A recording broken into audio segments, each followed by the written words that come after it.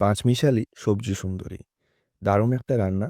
এই রান্নাটার জন্য ১ম এ আমাদের ক্যাপসিকাম, গাজর, ফুলকপি, আলু সমস্ত কিছুকে নুন দিয়ে একটুখানি সিদ্ধ করে নিতে হবে। তার সাথে আমরা নিয়েছি টমেটো কুচি আর আদা, রসুন, পেঁয়াজের পেস্ট। এই রান্নাটা আমরা সাদা তেলে করেছি। একটা কড়াইতে সাদা তেল দিয়ে ২ টো করে এলাচ, লবঙ্গ, দারচিনি, মৌরি, জিরে, শুকনো লঙ্কা দিয়ে তারপরে আমরা বাটা মসলাটা দিয়ে দেবো। একটুখানি কষিয়ে নিয়ে এর মধ্যে আমরা হলুদ গুঁড়ো, লবণ, জিরে ধনে গুঁড়ো, কাশ্মীরি লঙ্কার গুঁড়ো দিয়ে দেবো। এবারে আমরা টমেটোটা দিয়ে ৪ থেকে ৫ মিনিট একটু কষিয়ে নেব।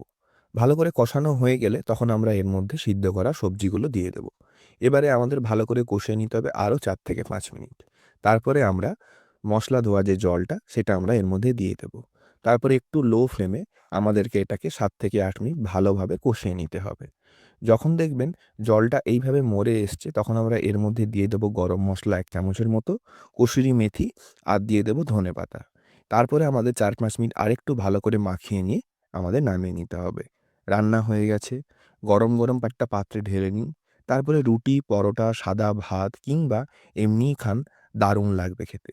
শীতকালে হরেক রকম সবজি দিয়ে এই রান্নাটা আপনারা করতে পারেন। এর সাথে নতুন কোনো সবজিও এড করতে পারেন।